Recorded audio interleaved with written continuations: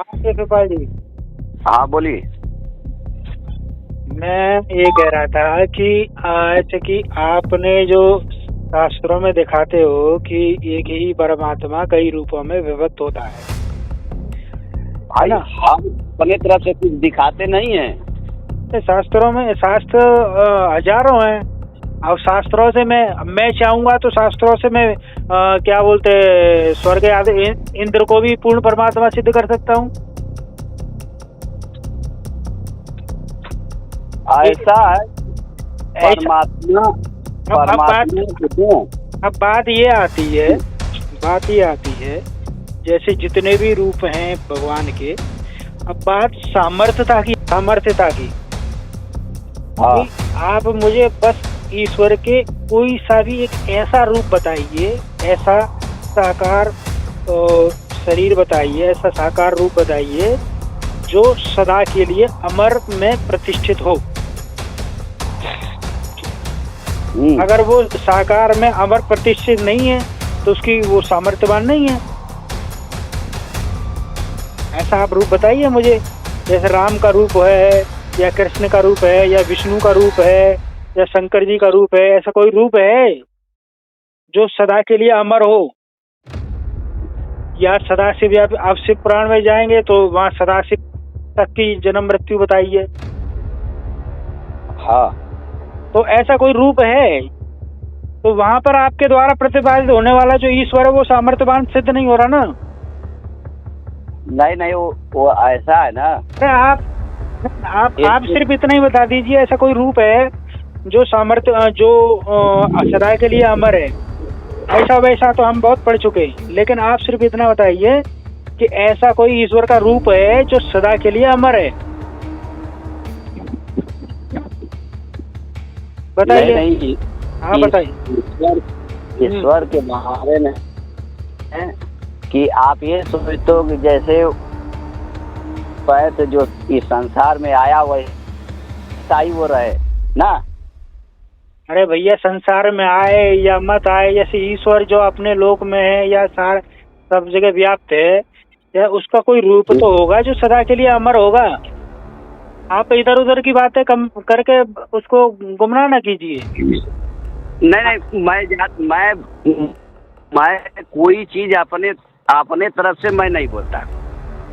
तो मैं वही तो अरे शास्त्र आपने तो पढ़े होंगे, कई आपने शास्त्र पढ़े हैं, तो मैं तभी तो मैं आपसे प्रश्न कर रहा हूँ। जैसे मैंने शास्त्र पढ़े हैं तो मैं पढ़ता हूँ, मेरे पास रखे भी हैं और उनका मुझे थोड़ा बहुत अनुभव भी है, तो मैं अपने अनुभव से बता सकता हूँ कि भाई रामचरितमानस में ऐसा लिखा है तो ऐसा ही होगा। मैं यही तो कह सकता हूँ। तो आपने भी तो कहीं ऐसा रूप पढ़ा होगा जहाँ लिखा होगा जो सदा के लिए वो रूप अमर है। अगर वो रूप अमर नहीं है तो आपके द्वारा प्रतिपादित जो ईश्वर है वो फिर सामर्थ्यवान नहीं है, क्योंकि वो अपने रूप को अमर ही नहीं कर सकता। जब वो अपने रूप को अमर नहीं कर सकता, कोई अमर नहीं रहता जी। हाँ। रूप बनता है तो रूप बिगड़ता है, समझ रहे हो आप। ये चीज किसी के भी कोई भी ईश्वर लेकर के सिद्ध नहीं कर सकते। अगर आप कहोगे कि नहीं कबीर साहब सशरीर आते हैं सशरीर जाते हैं, तो मैं कबीर दिखा सकता हूँ कि नहीं कबीर साहब भी जन्म मरण में हूँ। सुनिए, क्योंकि आप कबीर साहब की बात नहीं कर सकते, क्योंकि आप कबीर साहब को मानते ही नहीं। आप जिसको मानते हो उसी पे बात चर्चा कर रहा हूँ ना मैं। जैसे हम बताएंगे वेद में इस जगह कबीर साहब लिखा हुआ है, आप कहोगे वहाँ लिखा ही नहीं, आप मानोगे ही नहीं। नहीं मैं कबीर साहब को मानता हूँ, ऐसी चीज नहीं मानता नहीं। हम तो परमात्मा मानते हैं ना। नहीं परमात्मा मानना कोई दिक्कत नहीं है। हम भी राम कबीरा में अलग नहीं मानते कि राम कबीर अलग है, नहीं। जो राम है वही कबीर है, वो उसमें दिक्कत नहीं है। अच्छा, सुनिए, आपने अभी कौन सा थ्योरी बताई थी? ये रूप परिवर्तन होता है, कौन सी थ्योरी बताई? एक बार दोबारा बताना मुझे जरा। हाँ, आपने अभी इसका उत्तर दिया था कि रूप परिवर्तन होता है, वो क्या बोला था? दोबारा समझाइए उसको। जो है परिवर्तन हो जाता है, कोई भी रूप धारण करेगा ना तो परिवर्तन हो जाता है। वास्तव में जो ईश्वर हैं, जो परमात्मा, उनका न नाम न रूप न रंग, हाँ, कुछ भी नहीं है। तो ये लेकिन वो लीला करने के लिए अलग अलग रूप धारण करते हैं, ठीक है। मतलब वो साकार धारण करते हैं, मतलब साकार रूप में वो अमर नहीं हो पाता, अमर नहीं रहता। रूप जो बनेगा वो बिगड़ जाएगा। मतलब साकार रूप में वो अमर नहीं रहता ना, परिवर्तनशील है वो। परमात्मा परिवर्तनशील है, आपके द्वारा जो ईश्वर है वो परिवर्तन होता रहता है वो। नहीं, मेरे ऐसा है जैसे समुद्र है, समुद्र में समुद्र वाला नहीं, समुद्र सुनिए, समुद्र की सुनो, समुद्र वाला अगर थोड़ी दोगे आप, सुनिए, समुद्र वाला अगर आप थ्योरी बताओगे तो उससे ये सिद्ध होता है कि हमें भक्ति करने की आवश्यकता ही नहीं, कि हम स्वयं भगवान है। अगर समुद्र वाला आप दोगे तो आप फिर उससे फिर यहाँ ये बात निकल के आती है कि भक्ति करने की फिर आवश्यकता ही क्या है, हम थोड़ी देर के लिए उठाएंगे फिर उसी में मिल जाएंगे, मिलना हमें उसी में, तो भक्ति करने की आवश्यकता है क्या है? मौज करो, मस्ती करो। नहीं, आप सुनिए, आप ऐसी थ्योरी बताइए जिसमें ये फिट होता हो कि भगवान सर्व सामर्थ्य है। आप इस ऐसे सामर्थ्य बताइए, आपके द्वारा जो ईश्वर है वो परिवर्तन कैसे क्यों हो रहा है? सनातन का अर्थ होता है ना तो वो परिवर्तन होगा, ना वो मरेगा, ना कुछ, इसके मतलब जैसा है जैसा का तैसा रहेगा। सनातन का अर्थ यही होता है। वो परमात्मा वैसा का वैसा ही रहता है।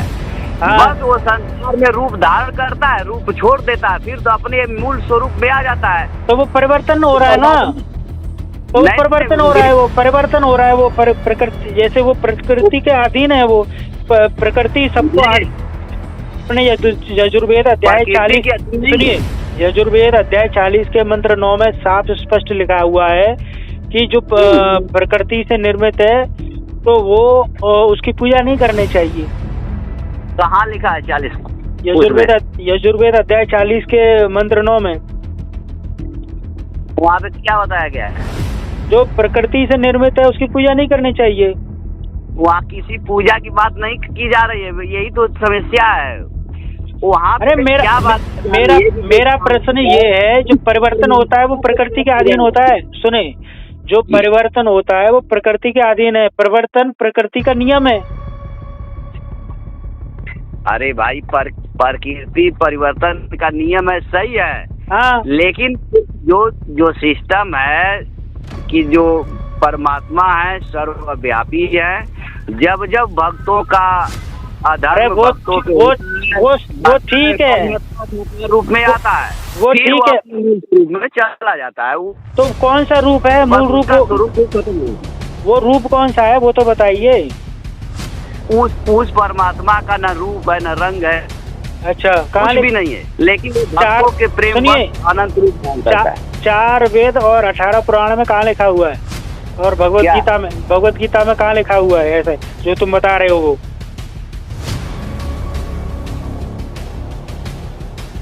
उसका रूप रंग नहीं है। हाँ, उसका रूप रंग कुछ नहीं है और उसका नाम भी नहीं है। कहाँ लिखा है? अरे बहुत जगह है यार, कहाँ की बात कर, क्या करूं? मुझे एक ही जगह बता दो यार। वो 4 वेद 18 पुराण और एक भगवत गीता में मुझे बस एक ही जगह दिखा दो, मैं मान जाऊंगा आपकी बात। क्या उसका कोई नाम नहीं है, उसका रंग नहीं है, उसका रूप नहीं है, बस एक जगह बता दो। अच्छा। हाँ, बस एक ही जगह से मुझे दिखा दो और फिर मैं साकार रूप के मैं आपको एक नहीं 20 प्रमाण दे दूंगा, 4 वेद से ही दूंगा, पुराणों को तो लूंगा ही नहीं मैं। भाई, आप क्या प्रमाण दोगे और क्या नहीं दोगे ये तो आपके ऊपर आधारित है। आप मुझे ये बता दीजिए, खाली तो वो साकार रूप में अमर क्यों नहीं रह पाता? इतना सामर्थ्यवान क्यों नहीं है? इतना सामर्थ्य क्यों नहीं है? वो सर्वशक्तिमान का अर्थ होता है कि वो सब कुछ कर सके। सर्वशक्तिमान का अर्थ ये होता है कि यदि मैं अपनी तपस्या करूं और भगवान से ये मांगूं कि हे भगवान, जैसा मेरा शरीर है ये सदा के लिए अमर हो जाए, तो भगवान वो भी कर देगा, क्योंकि वो सर्वशक्तिमान है। आज तक किसका शरीर अमर हुआ है? तो क्योंकि आप, मैं बताता हूँ इसका उत्तर, किसी का शरीर अमर क्यों नहीं हुआ है? क्योंकि जिन्होंने भी ब्रह्मा विष्णु महेश की साधना की और उन्होंने उनसे ये मांगा, ये वरदान मांगा, तो उन्होंने साफ कहा कि हम आपको अमरता का वरदान नहीं दे सकते। आप जो भी वरदान मांगोगे वो हम दे देंगे, लेकिन अमरता का वरदान नहीं दे सकते। क्यों? क्योंकि वो सामर्थ्यवान नहीं है। क्या कौन ऐसा समर्थवान है कि वो दिया अमरता का वरदान वो अभी तक है, उसको देखा जा सकता है, वो कहाँ है भाई? थोड़ा देख। आप उल्टा प्रश्न कर रहे हो यार, फिर मेरे से आप अपने प्रश्न का उत्तर नहीं दे पा रहे हो। तुम उल्टा जब सोच ही रहे हो तो फिर हम सोच रहे हैं, हम तो सीधा सीधा सोच रहे हैं। हमें बस इतना बता दीजिए, आपके द्वारा प्रतिपादित जो ईश्वर है वो साकार रूप में सामर्थ्यवान नहीं क्यों नहीं है? वो साकार रूप में अमर क्यों नहीं रह पा रहा? साकार रूप तो किसी का नहीं है संसार में, तो जो भी आया वो गया, कोई है तो नहीं यहाँ पे रहना नहीं देगा। इस संसार की हम बात ही नहीं कर रहे, तो भगवान इस संसार में रहता है क्या साकार रूप में? वैकुंठ लोक किसके लिए बनाया? वैकुंठ किसके लिए बनाया है वो फिर? और शिवलोक किसके लिए बनाया है? ब्रह्मलोक किसके लिए बनाया है? स्वर्ग किसके लिए बनाया है? वहाँ के घूमने जाना है क्या? वो सिर्फ बताने के लिए, कहानियों में बताने के लिए बनाया है क्या? दूसरों को भ्रमित करने के लिए बनाया है क्या? वैकुंठ में जो रहता है वो भी तो शरीर ही धारण करता है ना वो। हाँ तो वो करता है कि नहीं करता? तो मैं बस वही पूछ रहा हूँ कि साकार रूप में अमर क्यों नहीं रह पाते?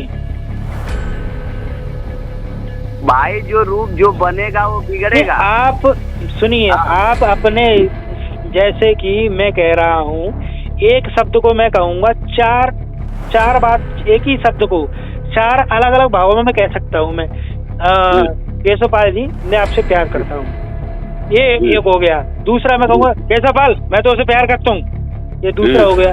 ये तीसरी भावना, केशवपाल जी यार तुम बेकार हो, लेकिन फिर भी मैं तुमसे प्यार करता हूँ। एक बात को मैं 3 अलग अलग बातों में कह सकता हूँ। इसीलिए ब्रह्मा विष्णु महेश को मैं चाहूंगा तो शास्त्रों से, तो 18 पुराणों से उनको भगवान सिद्ध कर सकता हूँ, लेकिन आप वेद से नहीं सिद्ध कर सकते कि ब्रह्मा विष्णु महेश परमात्मा है। वेद से नहीं सिद्ध कर सकते कृष्ण भगवान परमात्मा है। आपने जितना भी वीडियो बनाया है उसमें कहीं वेद का दिया है, लेकिन पुराणों से मैं ये सिद्ध कर सकता हूँ जो वेदों के अनुसार नहीं चलते, वो धूर्त अज्ञानी है। आज आप वेद से क्या सिद्ध कराना चाहते हैं कि ब्रह्मा विष्णु महेश परमात्मा नहीं है? नहीं, आप जो भी वीडियो बनाइए वेद से बनाइए, वेद से प्रमाणित कीजिए। आप वेद का ईश्वर आप वेद का सिद्ध करना चाहते हैं कि मतलब मैं ये सिद्ध करूं कि वेद में ये ईश्वर है। आप वेद में मुझे बस इतना दिखा दीजिए। देखो, एक तो होती है उपासना, एक होती है पूजा। वेद में खाली मुझे ये बताइए कि ब्रह्मा विष्णु महेश की पूजा करने का आदेश कहाँ है और उपासना करने का आदेश कहाँ है, यानी कि उनकी नाम दीक्षा देने का आदेश। जैसे कि किसी गुरु के पास जाएंगे, वो गुरु देगा उनका नाम जपने के लिए या उनकी पूजा करने का आदेश देगा, तो पहला तो होता है कि वो आदेश कहाँ लिखा हुआ है कि उनकी पूजा करनी चाहिए। दूसरा आप ये दिखाइए मुझे कि उनकी पूजा करनी चाहिए। चारों वेदों में बस मुझे ये दिखा दीजिए। ये नहीं, उपासना और पूजा मतलब अलग अलग कैसे, थोड़ा सा इसका समझाइए। तो उपासना का अर्थ ये होता है कि जैसे सिद्ध, जैसे कोई बाबा होता है किसी भूत प्रेत को सिद्ध करके उनकी उससे अपना काम निकलवा लेता है। और पूजा का अर्थ होता है जैसे कि गीता अध्याय 18 श्लोक नंबर 46 में लिखा हुआ है कि हे अर्जुन, तू उस परमात्मा की पूजा कर जिससे तुझे परम सिद्धियां प्राप्त हो जाएंगी। अच्छा। पूजा वो होती है, उसकी पूजा करनी चाहिए उस परमात्मा की जो सर्व सामर्थ्य है। नहीं, पूजा और उपासना दोनों दो चीज तो हमें समझा नहीं। पूजा जैसे हम मान लीजिए कोई मंत्र जप रहे हैं, किसी का पूजा हो गया है, पूजा केवल इष्ट देव की पूजा केवल इष्ट देव की करी जाती है। और साधना किसी को भी सिद्ध करने के लिए साधना की जाती है। अच्छा, इष्ट देव का मतलब क्या होता है? इष्ट यानी कि जैसे कि सबका बाप एक ही होता है, वैसे इष्ट देव एक ही होता है। अच्छा, हाँ, लेकिन हम लोग ये चीज नहीं समझते। इष्ट का मतलब होता है। हाँ, तो आप नहीं समझते, आप तो आपकी बुद्धि में गोबर भरा हुआ है इसलिए नहीं समझते ना। गोबर नहीं है भरा है ना। इष्ट का मतलब अपने दिमाग में दुनिया भर का कचरा पाल रखा है कि सारे रूप भगवान के एक ही हैं।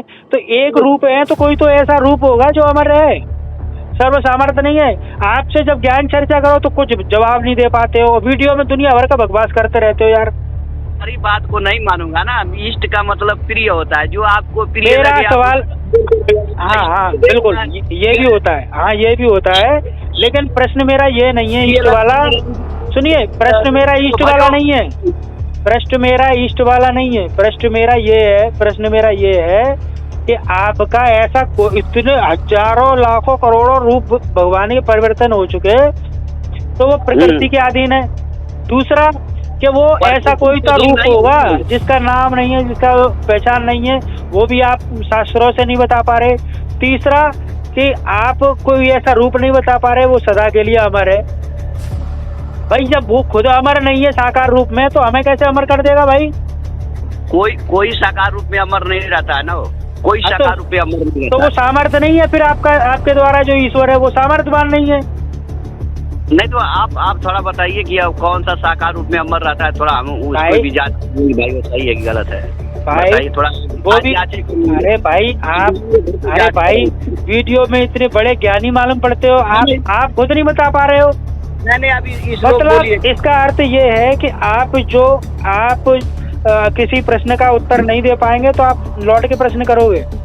नहीं लौट के प्रश्न नहीं करेंगे, आप जो आज बताएंगे ना हम उस पर विचार करेंगे, जाके उस पर तुरंत वीडियो बनाएंगे कि भाई हाँ, तो पहले आप इसी के ऊपर वीडियो बनाइए। ऐसा कौन सा रूप है जिसके वो सदा के लिए अमर है, वो सामर्थ्यवान नहीं ये सुभाष द्विवेदी से आपने जो शिक्षा ली है, तो सुभाष द्विवेदी से भी आप प्रश्न कीजिए, कभी ऐसा कोई तो रूप होगा जिसमें अमर होगा। अगर वो किसी भी रूप में अमर नहीं रह पा रहा तो वो सामर्थ्यवान नहीं है। ईश्वर तो सुनो, ईश्वर उसे कहते हैं जो सब काम कर सके, जो धरती पे जो ये 5 तत्व का जो पुतला है उसे भी अमर कर दे सदा के लिए, उसे ईश्वर कहते हैं। नहीं वैसा चीज नहीं है। तो फिर आपके द्वारा जो सुनिए वैसा चीज नहीं है, तो आपके द्वारा जो ईश्वर है वो सामर्थ्यवान नहीं है। इसका उत्तर ये है। सामर्थ्यवान का मतलब वो नहीं है। तो क्या है बताइए, आप बताइए, आपकी अलग थ्योरी है तो वो बताइए हमें, सामर्थ्यवान कैसा होता है? सामर्थ्यवान का मतलब अगर कोई भी ऐसा परमात्मा, कोई भी ऐसा, मैं बता दूं आज तक जब से सृष्टि बनी है, जैसे हमारे जैसे इंसान को कोई अमर करके वो रखा नहीं है, ठीक है? कोई भी हो कोई रूप धारण करता है, उसका रूप वो खत्म हो जाता है, और जो रूप को धारण करता है वह कभी नहीं खत्म होता है। लेकिन जो धारण किया जाता है वो चीज खत्म हो जाता है।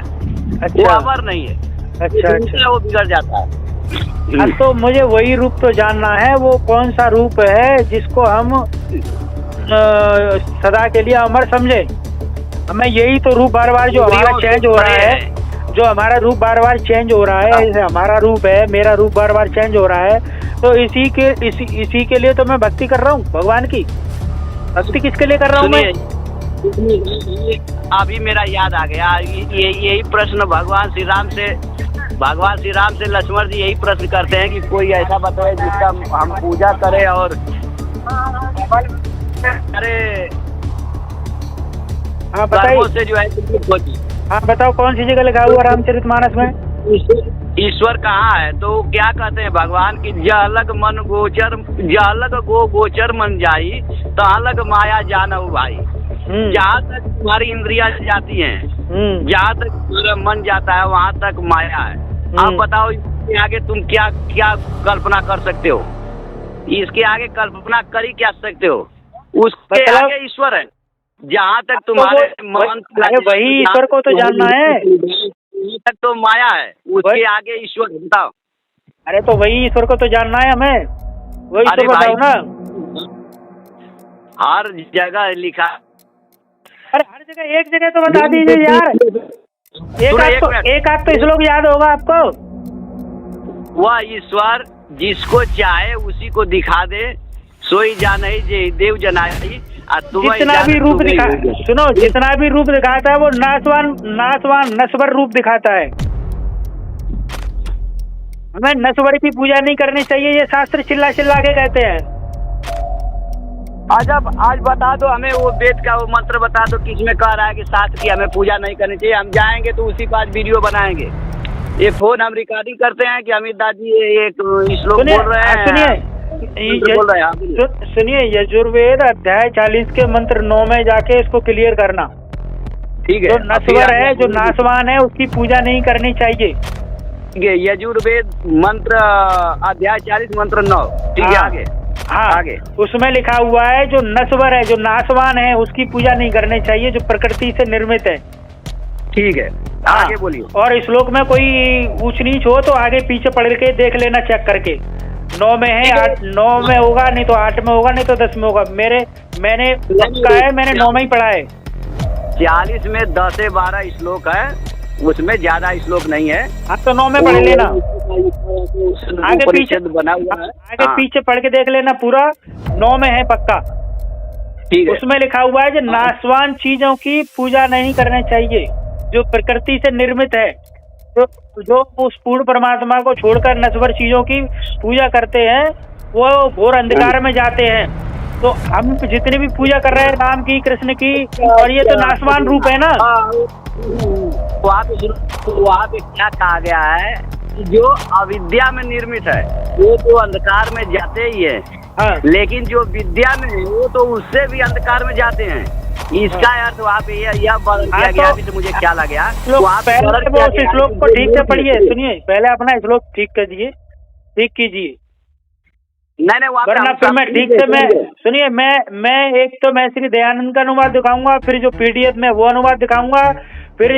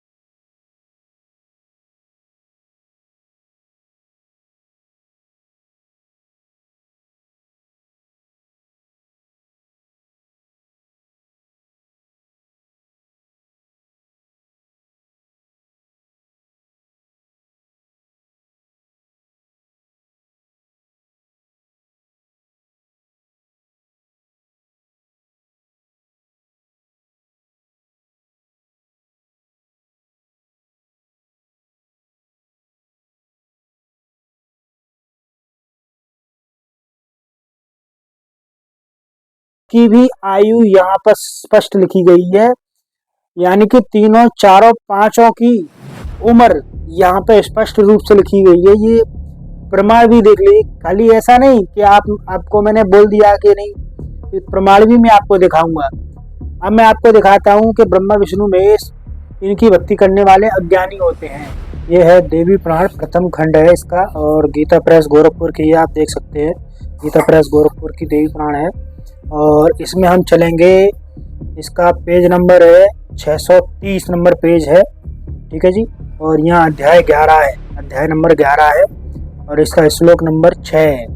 यहाँ पे लिखा हुआ है कि हे जननी, जो मनुष्य माया के गुणों से प्रभावित होकर ब्रह्मा, विष्णु, महेश, चंद्रमा, अग्नि, यम, वायु, गणेश आदि प्रमुख देवताओं की स्तुति करते हैं, वे अज्ञानी ही हैं।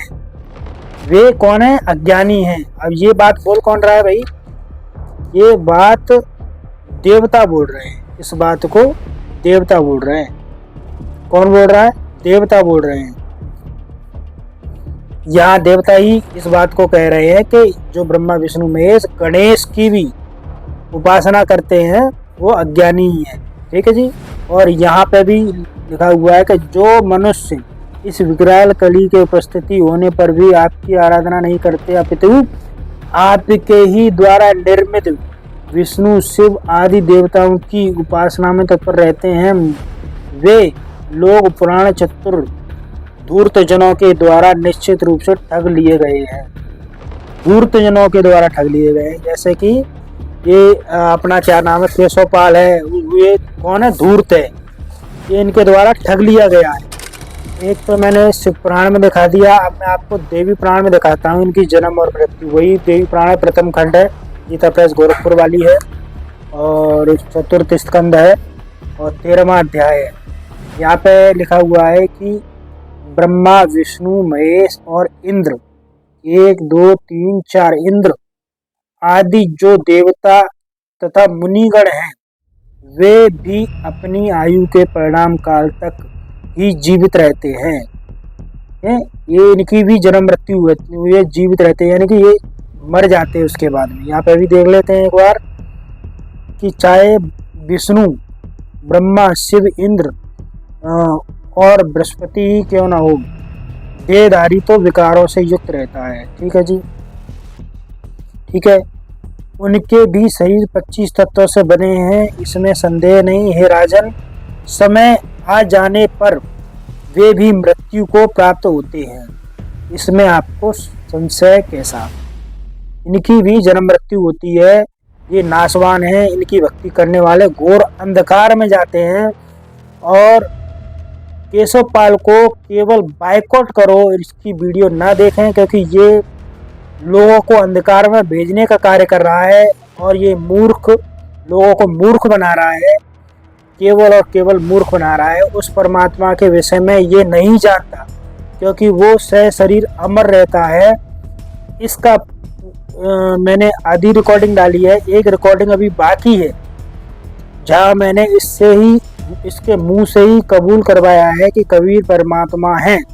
उस रिकॉर्डिंग को प्रमाण के साथ में डालूंगा नेक्स्ट वीडियो में। आप बने रहिए, मेरे चैनल को सब्सक्राइब कीजिए और लाइक कीजिए। इस वीडियो को ज़्यादा से ज़्यादा लोगों पर शेयर कीजिए ताकि लोगों तक सच्चाई पहुंच सके।